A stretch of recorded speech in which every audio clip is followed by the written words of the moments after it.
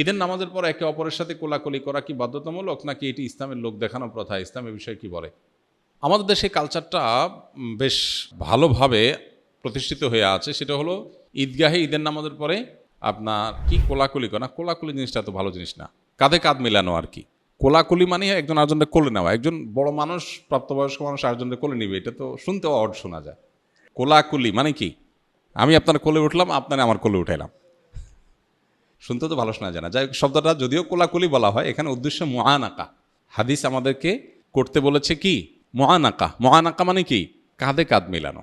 মানে আপনার কাঁধে আমি কাঁধ রাখলাম, আপনার প্রতি সৌহার্দ্য প্রকাশ করলাম। আমাদের দেশে বলে আসেন বুকটা মিলাইনি। শরীয়ত আসলে বুক মিলাইতে বলে না, কি মিলাইতে বলে? কাঁধ মিলাইতে বলে। শরীয়ত বলছে কাঁধ মিলাইতে, আমরা মিলাই বুক। শরীয়ত বলছে কাঁধে কাঁধ মিলাইতে, আমরা বলি কোলাকুলি।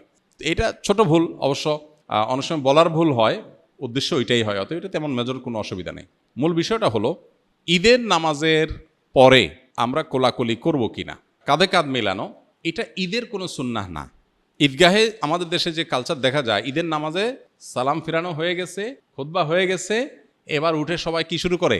পুরা ঈদগাহ সবাই সবার কোলে নেয়, মানে মোয়ানাকা করে, কাঁধে কাঁধ মেলায়। তো এইটা ঈদের সুন্নাহ না, তবে সাক্ষাতের সুন্নাহ।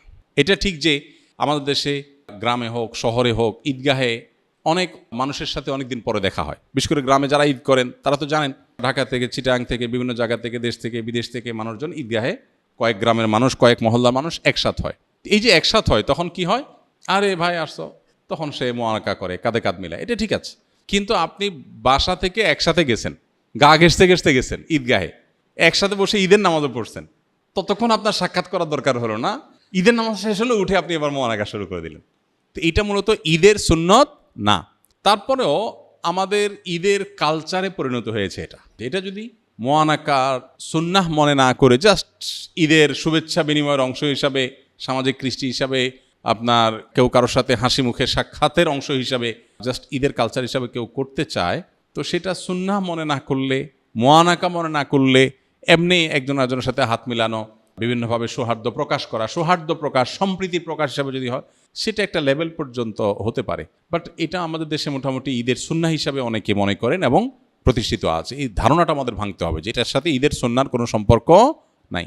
তাছাড়া ঈদের শুভেচ্ছা বিনিময় মূলত তাকাব্বালাল্লাহু মিন্না ওয়া মিনকুম, আল্লাহ তোমার এবং আমাদের ঈদের নেকামল কবুল করুক, এটা হলো ঈদের শুভেচ্ছা। এই সুন্নাহ সম্মত উপায়ে আমরা ঈদের শুভেচ্ছা প্রকাশ করব।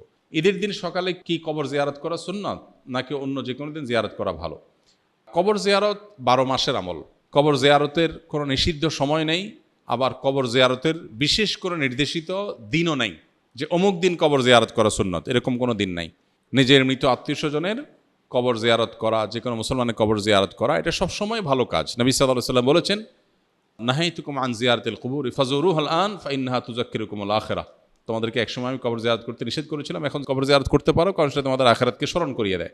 তো এই জন্য আপনি ঈদের দিনে কবর জিয়ারত করতে পারেন, অন্য দিনও করতে পারেন, কিন্তু শুধু ঈদের দিনই কবর জিয়ারত করা সুন্নাহ মনে করা, বা ঈদের দিনকে ঈদের দিনের আমল হিসাবে কবর জিয়ারত করাকে মনে করা, এটা ভুল।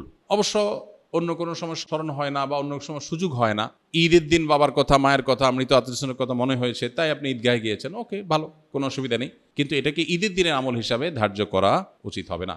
ঈদের নামাজ না পড়ে কি সেমাই বা মিষ্টিমুখ করা যাবে? সকালে না খেয়ে ঈদগাহে যাওয়া কি সুন্নাহর পরিপন্থী কিনা? ঈদ উল ফিতরের সুন্নত হলো কিছু খেয়ে ঈদগাহে যাওয়া, খেজুর খাওয়া, মিষ্টি জাতীয় কিছু খাওয়া। অতএব সেমাই চিনি খেয়ে, সেমাই খেয়ে, মিষ্টি কিছু জাতীয় কিছু খেয়ে, খেজুর খেয়ে তারপর ঈদগাহে যাবেন, এটাই হলো ঈদ উল ফিতরের সুন্নাহ। ঈদ উল আজহাতে উল্টা, ঈদ উল আজহাতে না খেয়ে যেতে হবে এবং ঈদের পর কোরবানির গোশত দিয়ে প্রথম খাবার গ্রহণ করাটা হলো মুস্তাহাব। আর এই ঈদে অর্থাৎ ঈদ উল ফিতরে হলো কিছু খেয়ে তারপর ঈদগাহে যাওয়াটা সুন্নাহ। আমরা আসুন্নাহ ফাউন্ডেশন থেকে প্রতি বছর আলহামদুলিল্লাহ ঈদের জামাতের ব্যবস্থা করি। মাঠে, উন্মুক্ত মাঠে ঈদের নামাজ পড়া সুন্নত, মসজিদে ঈদের নামাজ পড়া সুন্নত না।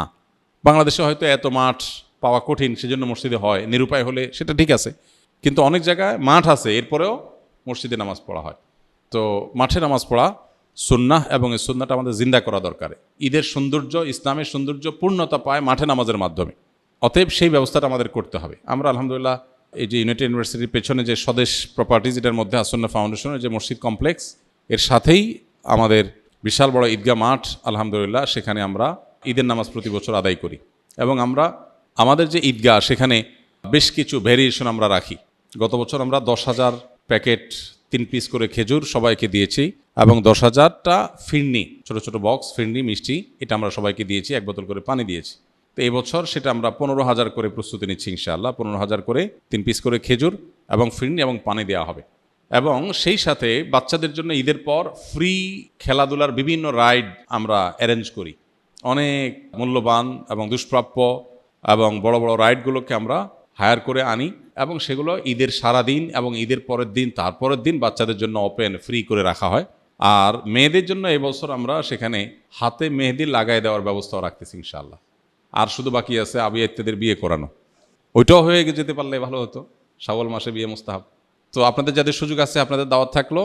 আর আমাদের ওখানে ফাউন্ডেশনের ওখানে মসজিদে জামাত হবে ইনশাআল্লাহ 7:30-এ, এখানেও 7:30-এ জামাত হবে ইনশাআল্লাহ, মসজিদেও 7:30-এ। বসুন্ধরা থেকে জানা দিয়েছে 7:30 আমাদের এখানে সময় ইনশাআল্লাহ। ঈদের দিন একটু মিষ্টিমুখ করে যাওয়া সুন্নাত, সেটা বলতে গিয়ে বললাম। কেউ যদি আমাদের ওখানে ঈদের নামাজ পড়েন, বাসাতে মিষ্টিমুখ নাও করেন, আমরা ইনশাআল্লাহ আপনাকে মিষ্টিমুখ করাবো ইনশাআল্লাহ। আস-সুন্নাহ ফাউন্ডেশন, উম্মার স্বার্থে সুন্নাহর সাথে।